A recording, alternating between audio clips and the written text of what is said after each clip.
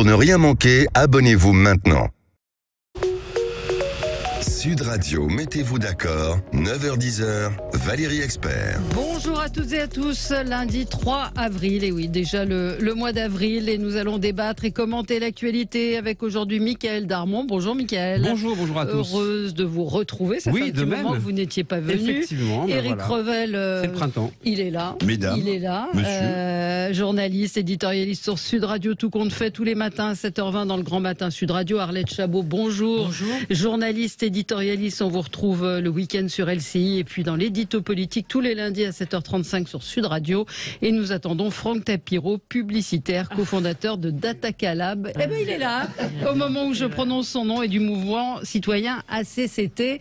Et ça tombe bien que vous soyez là, et je suis ravie parce qu'avec vous, on va parler de communication politique, et en particulier de PIF, gadgets, de Tétu et de Playboy. Voilà, la communication du gouvernement, sont-ils à côté de leur pompe? Je pose la question directement et de façon cash. La législative en Ariège avec la candidate dissidente du PS qui l'emporte, et puis semaine de consultation pour Elisabeth Borne. Quel avenir pour Elisabeth Borne? Quel avenir pour ces consultations, dialogue de sourds, entend-on un petit peu partout. Mais on commence avec ce qui a retenu votre attention aux uns et aux autres dans l'actualité. Arlette Chabot, c'est cette consultation à Paris pour l'interdiction des trottinettes. Oui, j'aime beaucoup. Vous savez, c'était ma marotte. Alors, je vais citer pour mon camarade Éric Revel, qui aime beaucoup cette phrase de la maire de Paris: la démocratie ne s'use que quand on l'utilise pas. Et ben voilà. Donc, c'est là, il y a 8% des gens qui ont voté. Là, oui. Exactement. Ça 8% des gens qui ont voté. Je trouve ça formidable parce qu'au fond, les politiques aujourd'hui, quand ils ne veulent pas assumer une décision, qu'il ne veut pas prendre un risque politique, il décide que la consultation du peuple, c'est vraiment bien. Donc, comment, effectivement, échapper à un choix? On organise une votation à la Suisse. Voilà. Et donc, c'est formidable. Donc, il y a quand même 100 000 Parisiens qui se sont précipités dans les bureaux de vote. 100 000, c'est beaucoup. Alors, il rigole parce que c'est 7%. Non, mais ça fait 100 000, ça fait quand même a priori beaucoup. Alors, si vous trouvez que ça fait beaucoup, vous dites 100 000. Si vous trouvez qu'il n'y a personne, vous dites c'est moins de 7%. Voilà. Autour de ça. Et du coup, la décision est prise. Plus de trottinettes électriques à Paris. Plus de trottinettes en vente libre, naturellement, puisqu'en vente, en location, vous voyez comme j'en suis. En vente libre, non. Pardonnez-moi, ma chère Arlette, mais le taux de participation vous choque pas? Alors, je sais que Mme Hidalgo est habituée à des taux extrêmement bas, puisqu'elle a fait un score à la présidentielle qui était quasiment le taux du livret A. Mais là, il y a 7% de votants. 7% Alors, si de votants. Par exemple, vous je n'ai pas dit que c'était beaucoup. Je dis quand on dit 100 000, ça fait beaucoup. Pour ou contre les gaufres? Madame Hidalgo a dit qu'elle respectera les votations. Imaginons qu'il y ait 10 000 personnes qui soient contre les gaufres. Donc, elle interdit les gaufres avec 10 000 personnes qui ont voté. Oui, mais c'est la démocratie. Le président de la République, il a été élu. Non, mais je dis que c'est la démocratie. Moi, ce que j'aime beaucoup, c'est les bulletins. Excellent. Je peux finir. Laissez Arlette Chabot terminer. Ce que j'ai beaucoup aimé, c'est les bulletins de vote. J'avais jamais vu pour la fin des trottinettes. Ou contre. Moi, j'étais restée au oui ou non au référendum, mais là, c'est pour ou contre. Donc, je n'ai pas eu ces bulletins. Si un auditeur de Sud Radio habitant Paris peut m'en envoyer un, pour ou contre, je le remercierai doublement. Donc, tout ça pour arriver au fait que je trouve que c'est quand même de la blague, quoi. Et au moment où il faut lutter contre l'abstention, non mais c'est une blague, il faut lutter contre l'abstention. Au moment où on n'arrive pas à organiser effectivement un référendum sur les retraites, pour ceux qui veulent une consultation du peuple, comme dirait Marine Le Pen, eh bien ça, je trouve quand même, c'est une plaisanterie. Non, mais comme il n'y a eu que 100 000 votants, il doit lui rester beaucoup de bulletins pour ou contre. Je propose peut-être que la mairie de Paris peut l'envoyer. Elle pourrait faire un référendum sur pour ou contre les référendums. Je vais essayer de vous trouver un bulletin. C'est gentil. Oui, c'est pour l'histoire. C'est pour l'histoire. C'est pour l'histoire et la démocratie. Vous pensez quoi de la votation D'abord, j'étais moi aussi un peu interloqué ce matin par les commentaires de David Béliard, qui dirige le groupe écologiste à la mairie de Paris, et qui, au fond, disait que c'était très très bien. Il y avait un nombre conséquent de très important de votants qui s'étaient déplacés, exprimés. Bon, ça fait déjà au moins une élection un peu remportée par Anne Hidalgo, ce qui, par les temps qui courent, finalement, c'était ça lui manquait. Donc donc c'est une forme de manière de recréer un peu une sorte de consensus autour d'elle, mais effectivement, ça, je dirais que tout cela, ça habille une grande difficulté à être en phase avec vraiment les sujets. C'est-à-dire que on fait une consultation sur les trottinettes, sachant que de toute façon que les contrats arrivaient en fin de course. Oui. C'est de l'habillage. C'est un habillage pour le coup de com assez réussi, je dois dire. Enfin, j'attends l'avis du spécialiste. On n'arrête pas de rigoler. On plaisante. À vous, moi je n'ai pas rigolé du tout. C'est bien la première fois qu'on rigole sur Anne Hidalgo, parce qu'en général on s'énerve sur elle. Donc elle a quand même aussi réussi à changer une forme d'humeur à son égard. On est plutôt content de dire c'est bien, enfin les trottinettes vont disparaître après que on est beaucoup souffert. Parce qu'on a oublié de dire 90% quand même de ceux qui ont voté ont dit non, bien entendu. Bien entendu. Donc en fait, ce qui va se passer. Alors la question c'est au fond quel modèle de fonctionnement va remplacer, parce qu'il y a quand même une partie des populations de Paris qui veut se déplacer avec cette mobilité. Donc il n'y aura plus de libre-service, donc ils vont le char à voile. Acheter. On va voir dans quelle mesure. Moi, je pense qu'il aurait fallu plutôt aussi réguler le mode de fonctionnement, de circulation, imposer les casques. Parce que on ne va pas passer trop de temps sur Paris, mais c'est vrai que ça va concerner certainement d'autres villes. L'envie d'aller chercher d'autres modes de consultation. Il y a la Convention citoyenne au même moment. Oui, c'est ça. La Convention citoyenne, c'est un peu pareil. Donc quelque part, on sait plus comment faire. J'entendais Henri Guénaud ce matin dans le Grand Matin qui disait les gens tirés au sort pour donner leur avis sur la fin de vie. Il y a des limites aussi. Dans la démonstration absolue pour moi de l'absence de sens politique depuis maintenant quelques années. Et là, c'est encore plus absurde parce qu'on parle de trottinette. Alors, la trottinette, encore une fois, c'est pas le problème, c'est pas la trottinette, c'est l'usage. Moi, je roule à vélo, je peux vous dire, à vélo, il n'y a pas 2-3% de gens avec des casques. Est-ce que c'est normal? Non. L'usage de la trottinette, c'est juste extraordinaire. Mais regardez comment les gens en font. Ils sont à deux. Ils sont en dehors des pistes cyclables, sur les trottoirs, des accidents, les guidons à hauteur d'un enfant. C'est monstre. Encore une fois, c'est quoi? C'est le déni de la politique. C'est au lieu d'essayer de réguler un usage et de dire plus de mobilité, mais avec des contraintes, c'est normal, et des sanctions, parce que c'est normal. On peut pas monter, n'importe qui peut pas monter sur un vélo, sur une trottinette, parce qu'il y a des voitures, parce qu'il y a des motos qui roulent maintenant de façon complètement absurde. Et j'ai fait la moto pendant longtemps. C'est du tout et n'importe quoi. Ça montre l'incapacité des politiques, finalement, à organiser la ville, organiser la cité, organiser finalement les relations entre citoyens. Ça passe par la mobilité. Et même si on peut se dire aujourd'hui, oui, c'est très bien que les trottinettes s'arrêtent parce que c'était n'importe quoi, on va manquer de trottinettes et d'usage et d'outils de mobilité. Donc encore une fois, on se marche sur la tête. On fait un faux référendum parce qu'avec 100 000 personnes, c'est absurde. Il devrait y avoir un taux moyen, comme à toutes les élections, au-dessous de 50%. Au-dessous de 50%, il n'y a pas d'élection, des présidentielles jusqu'à un petit référendum comme ça. Il faut être à un moment lucide. On veut redonner du sens à la politique, ou alors on continue dans cette... Voilà pourquoi on rigole, parce que c'est une blague.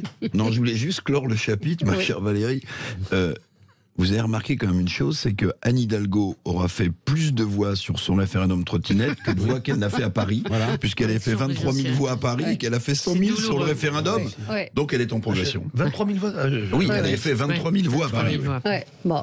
Allez, on clôt le chapitre trottinette, on marque une pause et puis on va continuer avec d'autres sujets avec vous et puis de la communication politique du gouvernement. À tout de suite. Sud Radio, mettez-vous d'accord, 9h-10h, Valérie Expert. Alors, on a beaucoup de sujets à aborder. Franck, c'était un coup de cœur pour un livre. Oui.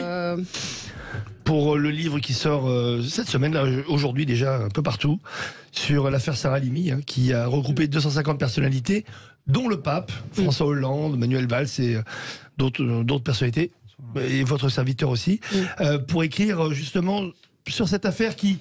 Bien entendu, c'est arrêté d'un point de vue judiciaire, puisqu'il n'y a pas eu de procès. Vous savez très bien que sur l'irresponsabilité, le meurtrier a été jugé irresponsable et donc il n'y a pas de procès, donc il ne peut pas y avoir de révision.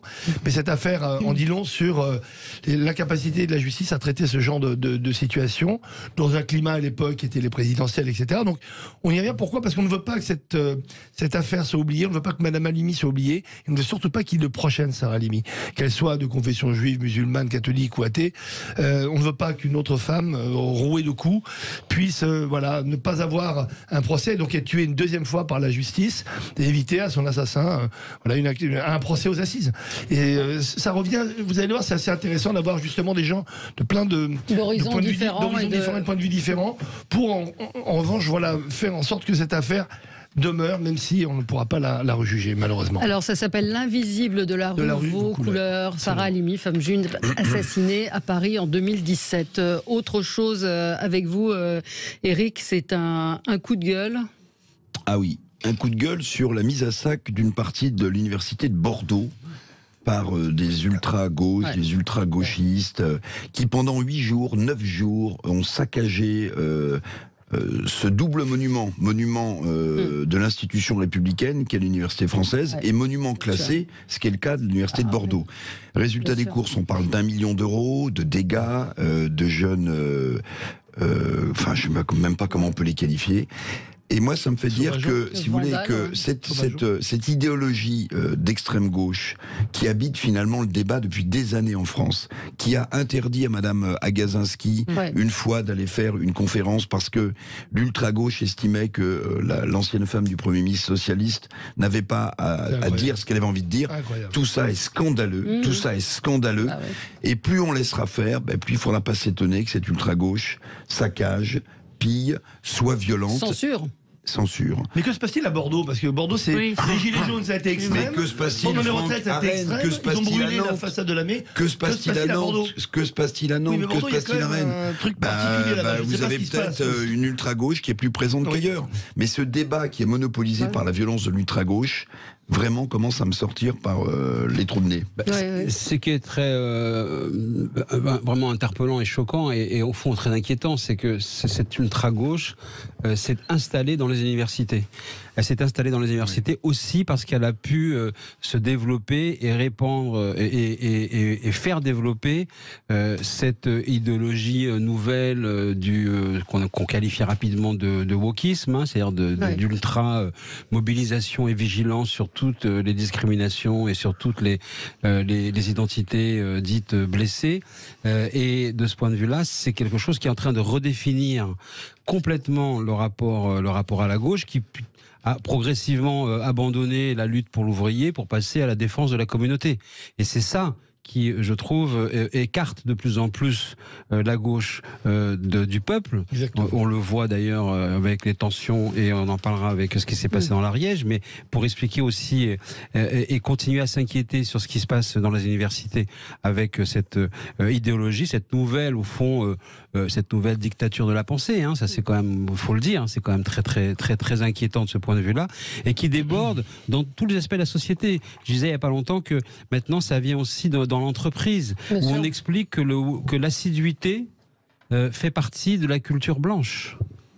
Aux États-Unis, on commence à voir déjà des militants dans les entreprises qui défendent un wokisme dans les entreprises et qui disent mais il y a des valeurs qui appartiennent aux démarches blanches coloniales. Mon cher Michael, je ne sais pas si vous avez vu, et si vous avez lu. Alertant. On en parlait avec Arlette tout à l'heure. Un universitaire suédois qui a pignon sur rue à l'université de Lund, qui s'appelle Andreas Malm. Andreas Malm conceptualise le recours à la violence pour mettre à terre le capitalisme. Il conceptualise le communisme de guerre, le léninisme, l'écologie. Et pourquoi je vous parle de cet Andreas Malm? Parce qu'il donne des cours à l'Institut de la Boétie, qui est l'Institut de formation de la France Insoumise. Donc, quand on m'explique que la France Insoumise n'a pas des discours violents et anti-républicains, mais pourquoi inviter un tel personnage qui, lui, professe le recours à la violence? Elle est Montesquieu de l'esprit des lois obligatoire. Yves Bordeaux. Oui, exactement. On va en reparler avec l'Ariège, parce qu'il y a je ne sais pas si vous avez vu le tweet de ce député de la France Insoumise, alors je sais pas, enfin bref, c'est un député de la France Insoumise qui parle de cette défaite du candidat de la NUPES et de la LFI en disant: l'escalade verbale contre la gauche nous permet de vérifier que l'histoire se répète sans cesse. Les bourgeois préfèrent toujours Hitler au Front populaire. Moi, ça me laisse sans voix. Ça veut bien dire que référence. Voilà, on est dans. De toute façon, il y a une injonction de conflictualité et de lutte contre les institutions de la part, effectivement, de la France Insoumise, qui est adossée sur des philosophies, sur des intellectuels, sur ceux qui prônent le combat. ceux qui prônent effectivement de la révolution complète. De ce point de vue-là, les analyses sont vraies. Elles peuvent être décriées par la France insoumise, peu importe. Elles sont vraies. Et c'est là, je dirais, le danger vraiment auquel nous sommes soumis, parce que la radicalité, on l'avait dit pendant la période de la campagne présidentielle, la radicalité est le concept qui a gagné 2022. Vous avez les vainqueurs conceptuels, c'est Sandrine Rousseau et Éric Zemmour. Voilà, il y en a un qui trouve qu'il y a trop de femmes, une qui trouve qu'il y a trop d'hommes. Ce sont les mêmes en symétrie, mais ce sont des approches radicales qui ont donné ce qu'elles ont donné dans les urnes, mais qui sont en train d'encadrer, je dirais, les nouvelles, la vie publique. Ça s'alimente aussi, juste un mot, ça s'alimente aussi par l'impuissance des politiques. Oui, bien entendu. Voilà, le système politique est par terre, les politiques sont impuissants, incapables de régler les problèmes. Depuis 2017, je me souviens de cette phrase, c'était Édouard Philippe, réparer la France. Réparer la France, c'est toujours d'ailleurs ce qu'on dit du côté de la Macronie, sauf qu'elle n'est pas réparée et au contraire, elle est de plus en plus fracturée et en panne.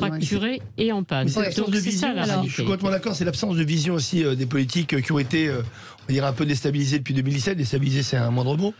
Mais ils sont incapables aujourd'hui de se refonder sur une vision claire de la politique. Expliquer à un jeune aujourd'hui, voilà ce que c'est que la droite et la gauche. Comment vous allez le faire? Avec qui? Fini, par rapport à quel projet? Par rapport à quelle incarnation? Donc moi je pense qu'aujourd'hui la droite et la gauche ont un boulevard, une opportunité unique pour se reconstruire. Jamais depuis 20 ans, et je le dis depuis 20 ans parce que ça remonte à longtemps, la droite n'a pas eu d'occasion de se remonter sur ses vrais fondamentaux, encore faut-il savoir lesquels, et de l'incarner par un chef ou une chef, parce qu'il n'y a plus personne aujourd'hui. Et la gauche c'est pareil, la gauche qui s'est laissée déborder et par le centre et par la gauche, a l'occasion de se recristalliser. Et donc, si on n'arrive pas à cela, on aura une victoire par défaut, ce qu'a dit Mickaël tout à l'heure, des blocs extrêmes qui risquent d'être encore pire. Parce que si on n'a pas d'opposition raisonnée aujourd'hui, raisonnable, avec une gauche et une droite qui se défendent sur leurs valeurs, mais les deux extrêmes dans 4 ans, mais qu'est-ce que ça va être? Mais est-ce qu'ils sont audibles aujourd'hui sur des positions telles qu'elles étaient, celles de la gauche et de la droite? Ils sont obligés eux aussi de se radicaliser. Mais parce qu'il faut aujourd'hui, qui a une idée, qui prend des risques, qui donne une vision? C'est ce que j'allais dire. J'attends d'en voir. Qui va à un moment dire ça suffit, voilà ce qu'on propose, voilà pour rassembler sur d'autres valeurs qui sont beaucoup plus rassembleuses, beaucoup plus citoyennes. Où est la citoyenneté là-dedans? À la France insoumise ou à l'extrême droite, mais la citoyenneté, mais ils marchent dessus. C'est ça le vrai problème fondamental. Mickaël. Alors c'est vrai que pour pouvoir justement répondre partiellement, bien évidemment, à l'interpellation de Franck à l'instant, moi j'ai regardé quand même ce qui s'est passé effectivement à Ariège. Je trouve qu'il y a une leçon politique à tirer de cette partielle. Alors bien évidemment avec toujours les limites d'une leçon d'une partielle, mais enfin ça quand même ça indique quelque chose. Et au moment justement on est avec le conflit des retraites, c'est-à-dire c'est la défaite de la NUPES. On va pas reprendre l'ensemble des choses complexes de cette campagne. En réalité, ce que l'on voit, c'est que d'abord, ça réouvre les plaies de ce congrès de Marseille du PS qui vraiment est loin d'être refermé, puisque on voit bien que la tension entre Olivier Faure, qui lui a préféré soutenir, c'est normal, puisqu'il est dans la NUPES, la candidate LFI, et qui aujourd'hui tire à boulet rouge, si je puis dire, contre la candidate de son parti qui a gagné l'élection. Mais ça veut dire quoi surtout? Ça veut dire qu'il y a un espace central, on va dire réformiste, de gauche, qui certainement a une possibilité de se reconstruire. On va voir si l'opportunité va être saisie. Je pense également que ce qui s'est passé avec l'intersyndicale va laisser des traces. C'est-à-dire l'intersyndicale peut devenir une matrice politique. Parce qu'elle a refait justement du clivage droite-gauche. Elle a réintroduit un taux de conflictualité que la gauche et la jeune génération cherchent quand même à avoir, c'est-à-dire être capable de s'opposer à un pouvoir et sans violence. Parce que c'est quand même absolument remarquable de ce point de vue-là. Et ça peut définir un périmètre pour pouvoir faire autre chose que la NUPES qui va aller vers sa dislocation. 2024, les élections européennes, ce sera la fin de la NUPES. Parce que chacun ira aux européennes de son côté. Et de ce point de vue-là, on ne pourra que constater, malgré les déclarations officielles de Mélenchon et des autres, la fin de la NUPES. Mais ça, je pense que c'est le véritable échec d'Emmanuel Macron. Il a été élu sur effectivement la décomposition et l'effondrement des partis de gouvernement. Encore une fois, c'était l'impuissance et l'échec successif Nicolas Sarkozy, François Hollande. Donc le monde nouveau qu'il voulait créer, il n'a pas réussi à le créer. Au fond, pour prendre une image, il a mis le feu aux décombres. Voilà, c'est tout ce qu'il a fait. Donc ça reste des décombres. Il n'a pas su bâtir, ou il a bâti une espèce de chose molle. Sans véritable identité, sans leader, volontairement. Et du coup, effectivement, il a fait monter les extrêmes. Et les Français commencent à se dire qu'il n'y a pas de solution, évidemment, ni du côté du Rassemblement national, ni du côté de la France insoumise. Je dis bien France insoumise et je ne dis pas NUPES. Pas NUPES. Donc au fond, il faut reconstruire. Sinon, je suis étonnée de voir que du côté de la majorité, on commence à découvrir ce qu'est franchement la matrice de Jean-Luc Mélenchon et de la France insoumise. Et on découvre qu'ils veulent effectivement amener la révolution dans le pays, détruire les institutions. Pas nouveau. Mais il fallait penser avant et réaliser avant que Jean-Luc Mélenchon rêve d'un deuxième tour face à Marine Le Pen. Merlette, mais on oublie quand même qu'il y a eu 2022 entre-temps. Il y a eu des élections. C'est-à-dire que je suis totalement d'accord avec ce que tu as dit. Depuis 2017, il y a eu un blast, comme on dit, ça a complètement explosé la classe politique telle qu'on l'entendait. Ils avaient 5 ans pour se construire, mais qu'est-ce qu'ils ont fait en 2022 ? Rien. Et la droite et la gauche ? Rien. Donc on peut dire Emmanuel Macron, mais qu'a fait la droite ? Qu'a fait la gauche ? Rien. Donc je suis désolé, aujourd'hui, ce sont ces hommes et ces femmes politiques qui depuis 30 ans attendent le grand soir, et à gauche et à droite, qui n'ont rien fait, qui n'ont rien vu, qui n'ont rien dit, qui n'ont même pas créé une émotion en 2022. Ils ont été tellement inexistants qu'on s'est même demandé s'ils avaient fait campagne. Donc encore une fois aujourd'hui, ça donne un constat terrible de la politique, et ça donne aussi une ambition extraordinaire pour j'espère, des jeunes générations qui croient encore à la politique, encore une fois avec un nombre de citoyens pour se lancer. Ça n'a pas l'air d'être le cas. Mais Franck, pardonnez-moi, mais le péché originel du macronisme, c'est à mon sens, il est résumé par un mot, la Startup Nations. Quand vous avez une approche qui est managériale, entrepreneuriale, lorsque vous voulez devenir chef de l'État d'un pays, à mon avis, vous êtes complètement à côté de la plaque. Et aujourd'hui, on le disait ce matin avec Arlette dans les débats dans le Grand Matin, un chef de l'État, sa fonction, c'est de rassembler et d'incarner. Eh bien, pardonnez-moi, c'est un constat, c'est pas un jugement de valeur. Mais Macron incarne-t-il la fonction présidentielle ? Non. Rassemble-t-il ? Non. On va y revenir. 9h28 sur Sud Radio. À tout de suite. Et puis on va parler de la communication du gouvernement. À tout de suite. Sud Radio, mettez-vous d'accord. 9h-10h, Valérie Expert.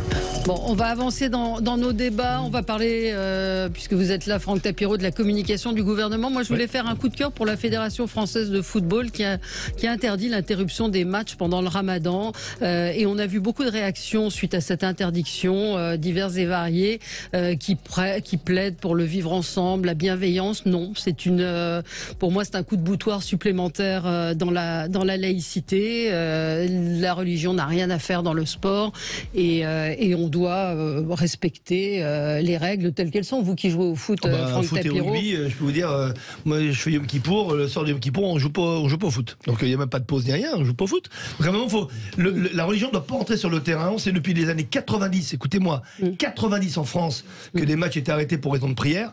On a mis ça sous le tapis. Bon, maintenant le tapis on le voit plus. C'est moins qu'on puisse dire. Les années 90, on remontait bien avant le GIA. Donc encore une fois, la tolérance, ça a une limite. C'est le coup de canif sur la laïcité.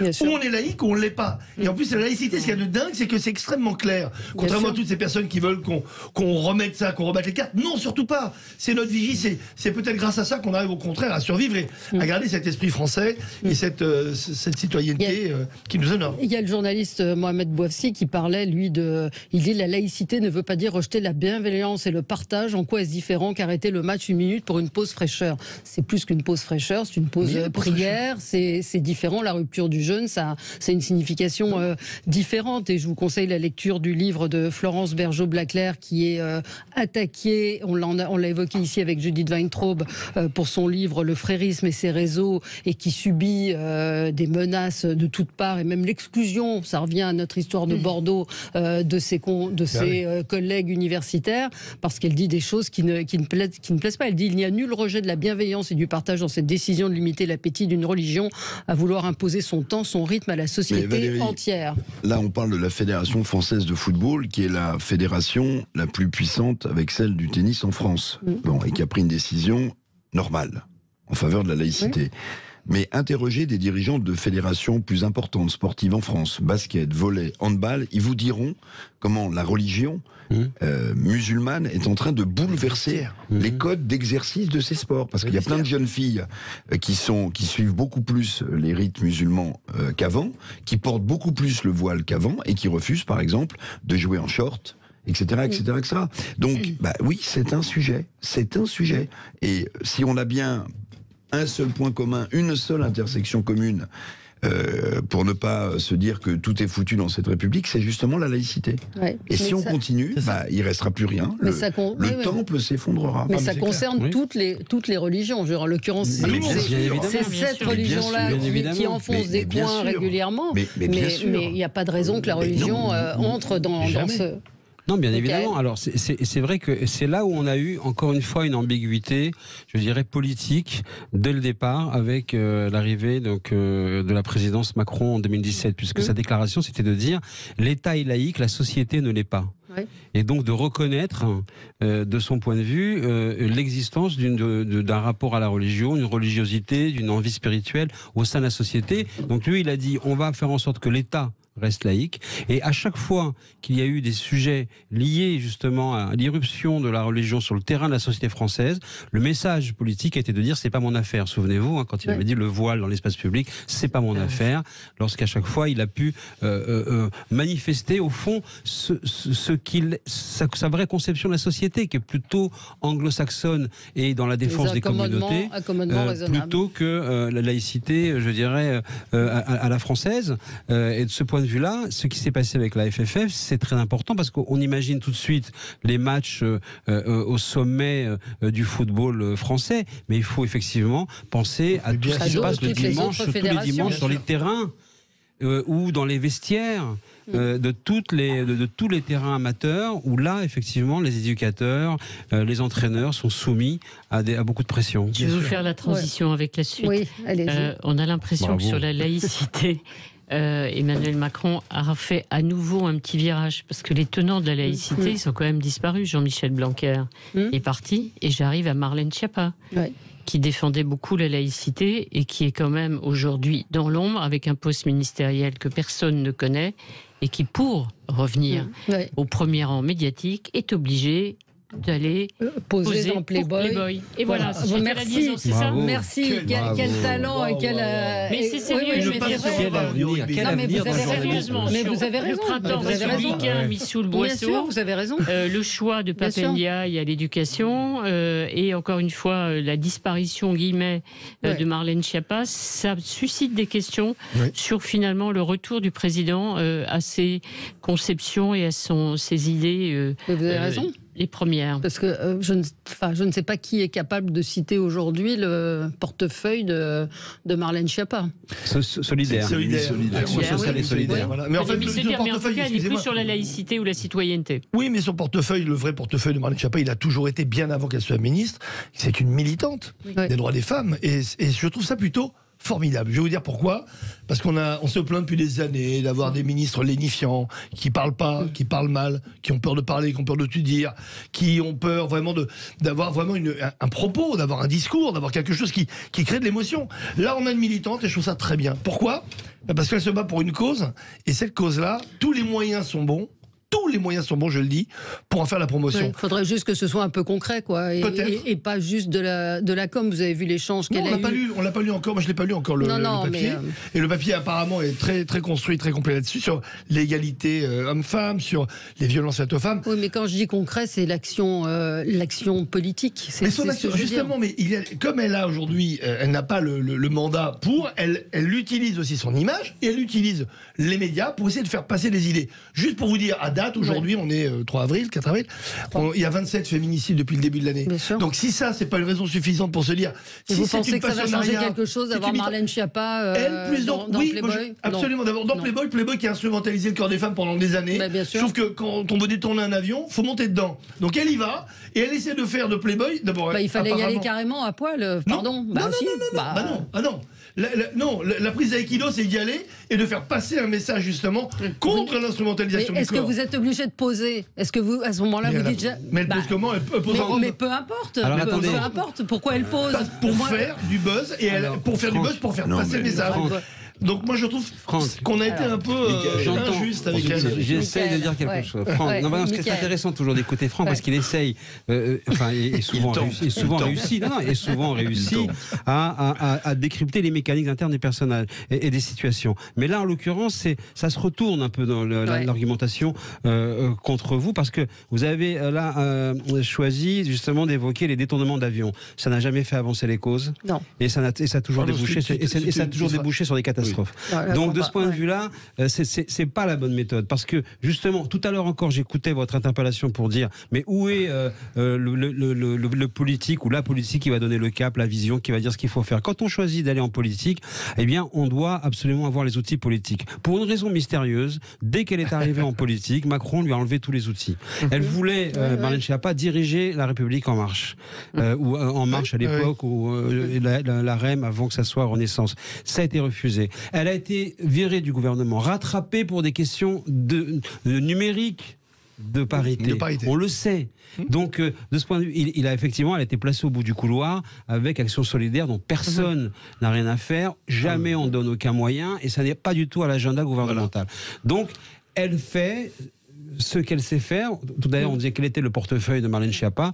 C'est Marlène Schiappa. Oui, sauf que selon mes informations, ni le président ni la première ministre n'étaient au courant.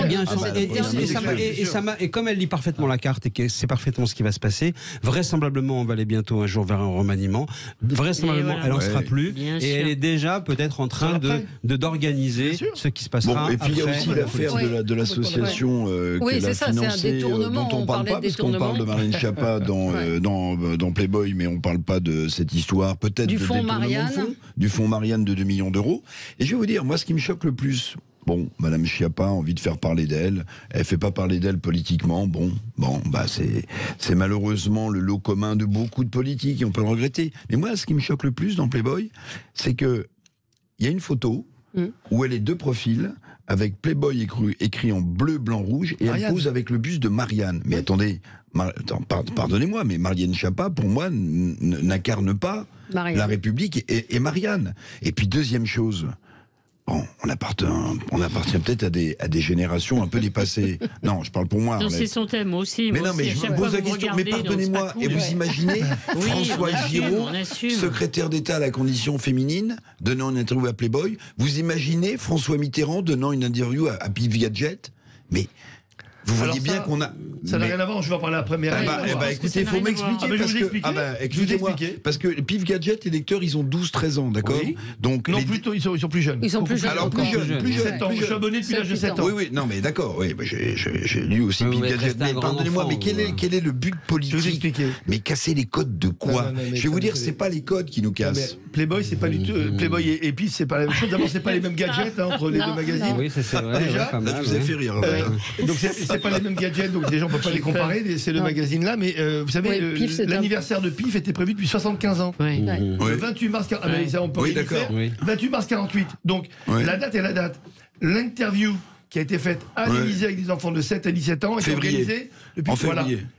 Mais elle était organisée depuis très longtemps. Donc la date était prévue. Donc il n'y avait rien, ni dans le gouvernement, ni dans à l'Élysée ou au point de vue d'Emmanuel Macron, une volonté de venir casser les codes. Vu le contexte, vous annulez. Il y a un magazine. Mais non, mais le magazine serait sorti quoi qu'il arrive. Et attendez, j'ai autre chose. Pour le 75e anniversaire de Pif, mon magazine préféré, il y avait aussi le lancement à 700 000 exemplaires d'un poste d'un timbre fait par la Poste sur l'anniversaire de Pif, bleu, blanc, rouge, sur la citoyenneté, etc. Donc il y a plusieurs occasions. Donc c'était prévu depuis longtemps. Malheureusement, l'anniversaire, vous pouvez pas, votre anniversaire, vous le faites à un jour. Mais non, mais vous annulez la communication présidentielle, vu le contexte social et politique, vous l'annulez. Vous allez voir, c'est une interview civique de 7 pages, qui est magnifique. Tout est magnifique en Macronie, mon cher Franck. Pourquoi faire un événement? Mais pourquoi chaque fois qu'on cherche un événement, il doit se passer à l'Élysée? Est-ce qu'on peut enfin sortir de cette culture monarchique qui consiste à dire que dès que moi je suis pour autre, en tout cas, déjà que pas forcément la 6e République, mais déjà au moins que la République sorte des palais de la monarchie. Déjà sur le plan général, sur le plan mental. Mais là, pourquoi à chaque fois qu'on doit faire un événement, il faut aller décrocher le président de la République? Ça me laisse pantois, si je puis dire. Si il fallait faire, je trouve que quelque part, il est plus logique que ça soit Roussel qui fasse l'événement avec Pif Gadget. C'est quand même la BD du Parti communiste. Ça ne l'est plus depuis longtemps. Mais ça l'a été historiquement. Vous parlez d'histoire. Vous parlez d'histoire. C'est Frédéric Lefebvre, non? Et quand on voit qu'effectivement ça a été récupéré par l'ancien sarkozyste, crypto-macroniste, et d'ailleurs charmant demeurant intéressant, donc Frédéric Lefebvre, c'est là où on se dit, bon, il y a quand même quelque chose qui a bougé. Mais pourquoi il est toujours à l'Élysée? Mais François Hollande avait accordé, si mon souvenir est bon, une interview à Mickey. Il y a régulièrement ça. Là, c'est la séquence, c'est qu'on a Pif Gadget, on a du Sopt qui va dans Tétu. C'est pas la même chose. C'est pas la même chose. Mais sauf que c'est l'accumulation. L'accumulation. Non, mais c'est différent, mais l'accumulation. C'est pas la même chose. Je pense que. Écoutez ce que disait Henri Guénaud ce matin, puis après je vous donne la parole à propos justement de ce mois politique. Je le disais, Marlène Schiappa dans Playboy, c'est approprié, inapproprié dans le climat actuel. Inapproprié est un mot aimable. Ah bon? Ah oui, vous iriez plus loin. Mais non, mais Marlène Schiappa a parfaitement le droit de s'exprimer en tant que femme où elle veut, mais elle est ministre. C'est une femme libérée. Oui, mais c'est pas un ministre libéré. On n'est pas obligé d'être ministre, mais quand on est ministre, on ne représente pas soi-même. Cette espèce de mise en scène du moi de chacun est totalement incompatible avec l'exercice d'une fonction ministérielle. Réécoutez l'interview en longueur parce qu'elle était passionnante, et la fin justement sur l'utilisation du moi en politique au détriment, il a complètement raison. C'est pour ça que je mets de côté le Pif Gadget. Je pense qu'effectivement le président ferait mieux de parler plus souvent aux Français de l'Élysée ou d'ailleurs, mais c'est pas la même chose. Marlène Schiappa, c'est oui, j'existe encore. Ouais. Donc c'est une fois, je vous raconte ma vie, j'ai quitté mon mari, j'ai rencontré un nouvel amour, et maintenant je défends les femmes en allant dans Playboy. C'est-à-dire j'existe, et je soupçonne aussi effectivement, je suis un peu comme mon voisin Michael, se dire il y a du remaniement dans l'air, il faut que je démontre que je suis là et que je peux. J'ai quand même une utilité parce que depuis 6 ans, elle choque. Ça a été ça, effectivement, sa marque de fabrique. Quant à Olivier Dussopt, le ministre du Travail qui choisit, je n'ai rien contre Tétu. Je n'ai rien, effectivement, contre le fait qu'il assume son homosexualité. Mais franchement, c'est pas vraiment le bon moment. Non, ça sous-entend, il me déteste parce que je suis homosexuel. C'est insupportable. Le problème, c'est que si on ne l'aime pas, c'est qu'il n'est pas à la hauteur de la tâche. Donc tout ça fausse totalement le débat politique et ne les grandit pas. C'est ça qui est consternant. Consternant, c'est le mot. On se retrouve dans un instant avec vous sur Sud Radio. Sud Radio, mettez-vous d'accord, 9h-10h, Valérie Expert. Bon, on est passionné sur la com politique, on pourra parler également d'Elisabeth Borne. Hier, juste cette information, c'est dans le journal du dimanche, donc François Braun, pour ceux qui savent qui il est le ministre de la Santé, il a décidé on l'accuse d'être un peu transparent, et donc il a décidé de créer le Club des Invisibles, et donc il va organiser un dîner le 12 avril à l'Élysée avec Pape Ndiaye et Christophe Béchu, qui sont eux aussi des invisibles. Donc là aussi, c'est minable. De communiquer, qu'il le fasse pour se marier avec ses potes, c'est une chose, mais que ça sorte dans un journal volontairement, c'en est une autre. Bon, en fait, le gouvernement et enfin tous ces ministres-là, tout le monde. Ils sont 42, non? Ils sont, oui, déjà beaucoup. En fait, ils ont commencé une sorte de demolition party, quoi. Comme on dit. C'est vraiment Alors, on va tout casser parce que de toute façon, on s'en va, on va être viré, donc on y va. Alors, mais puisqu'on a évoqué continuons la série.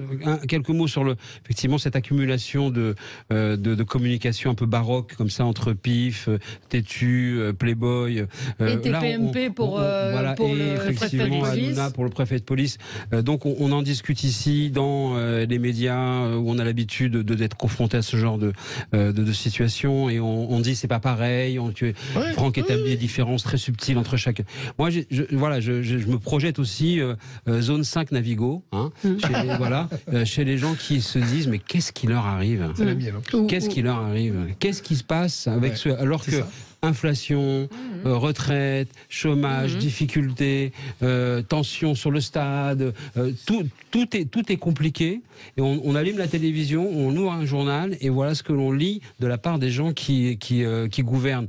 Il ne faudra pas s'étonner si une fois de plus l'abstention avancera et si une fois de plus la crédibilité politique va reculer. Et ça, c'est effectivement de la responsabilité. Mickaël, il y a la réponse dans votre question, pardonnez-moi, mais c'est justement parce qu'on est devant des problèmes incommensurables que le pouvoir politique actuel ou peut-être un autre est incapable de résoudre, qu'on nous jette à la figure des écrans de fumée, qui sont des écrans de communication qui s'appellent Playboy, Tétu, Pif Gadget. Alors sachons effectivement Picsou Magazine, je le recommande, Franck. Picsou Magazine pour Bruno Le Maire, puisque dans Picsou Magazine on parle d'argent et d'or.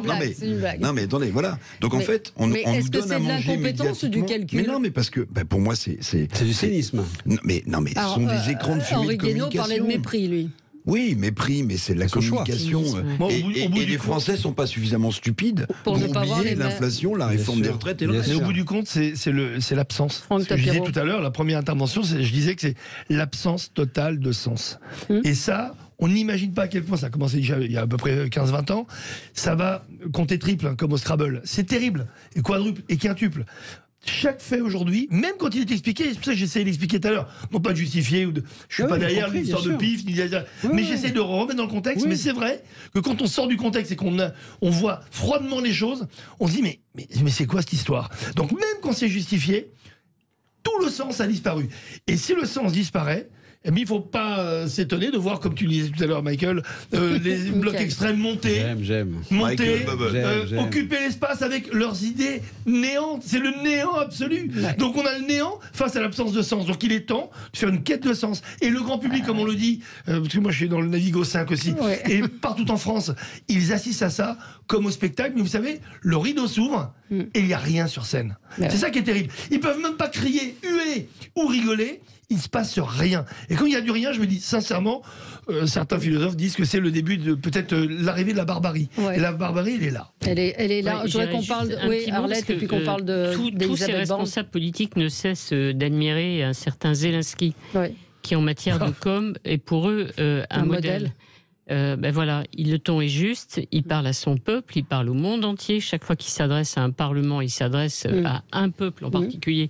Il sait ce qu'il faut dire, quelles sont les références historiques, quels sont les mots qui vont toucher à chaque fois dans le pays les populations. Donc peut-être que la com de Zelensky... est un peu en train de pâlir. Je ne sais pas si vous avez vu ce qui s'est passé devant le Parlement autrichien. Oui, parce que l'extrême droite est sortie. Non, pas que l'extrême droite. Oui, mais enfin, quand il s'est adressé à d'autres parlements, il y avait aussi des députés que vous appelez d'extrême droite, ils ne sont pas sortis pour autant. Moi, je me dis, attention, peut-être que la communication de Zelensky commence à toucher à la fin. Je ne dis pas que ça va durer 10 ans. Je pense que Zelensky sera sans doute balayé au lendemain de la guerre parce que le jeu démocratique reparlera. Mais sur le plan de la com, alors on va dire depuis 1 an, en tout cas, c'est assez fort. Peut-être qu'il y a des équipes. Après le départ de Zelensky, il y aura peut-être des équipes de com disponibles pour utiliser.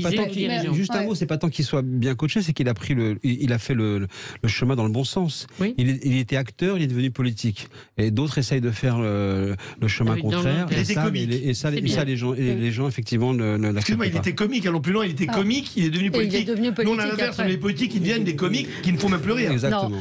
Quelques mots sur Elisabeth Borne, donc semaine de consultation, peut-elle rester jusqu'à quand ? Vous disiez juste avant, Michael, qu'il fallait qu'elle batte le record d'Edith Cresson. Oui, il y a un calendrier, mais c'est demain, le 4 avril, qu'effectivement Edith Cresson aura été donc à Matignon un peu plus de 10 mois. Donc il y a effectivement ce calendrier symbolique. Je ne pense pas qu'il soit vraiment celui qui soit déterminant. En revanche, il y en a maintenant un beaucoup plus politique, c'est-à-dire le 14 avril, la décision du Conseil constitutionnel. Jusque-là, la vie du gouvernement est en suspens, plus rien ne peut se passer, et c'est la raison pour laquelle on a l'exercice ultra classique de l'occupation de terrain, avec la consultation par la Première ministre, des partis politiques, des syndicats, pour ne rien dire, pour n'arriver à aucune avancée, et parce que rien ne pourra se faire tant que le Conseil constitutionnel n'aura pas décidé, censuré ou donné son avis. Donc de ce point de vue-là, on est dans un d'entre-deux. On n'est pas du tout dans une semaine cruciale, mais on voit bien déjà, moi j'ai surtout en tête la phrase, la seule à retenir à mon sens de l'interview du président de la République récemment au 13h. J'espère qu'elle y arrivera. Quand on dit ça devant des millions de Français, c'est qu'on a déjà décidé. Oui. Arlette, vous voyez les choses comment pour c'est un peu crépusculaire, Matignon, en ce moment. Donc elle ira jusqu'au bout de ce qu'elle peut faire, c'est-à-dire pas grand-chose aujourd'hui. C'est vrai que la seule date, c'est le Conseil constitutionnel.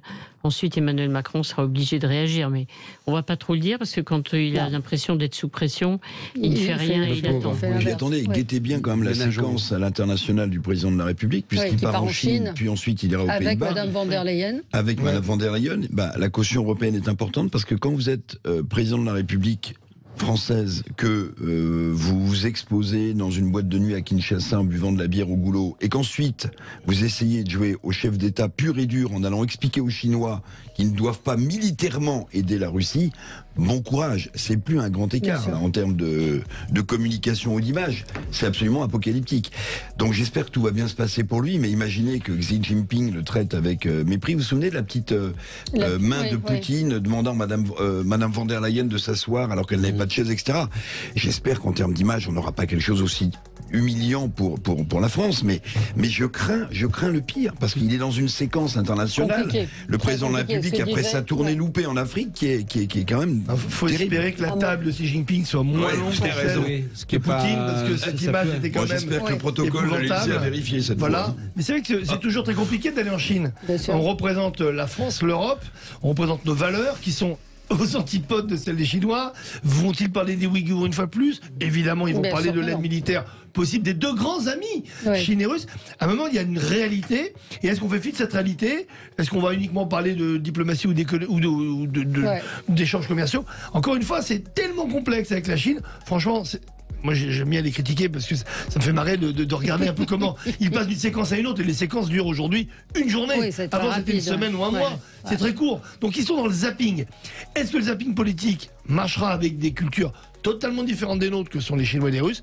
Réponse dans quelques jours. On verra. Et puis juste, il y avait une chanteuse que je ne connais pas, Gilles va encore m'insulter, Gilles Gansman, Girl in Red, qui était à l'Olympia et qui a demandé à son public de lui apprendre le français. Et la foule a crié Macron démission. C'est chic ça aussi. Allez. Au moment où elle aura le sens de la rime. Merci à vous. On se retrouve dans un instant pour l'émission Média. À tout de suite.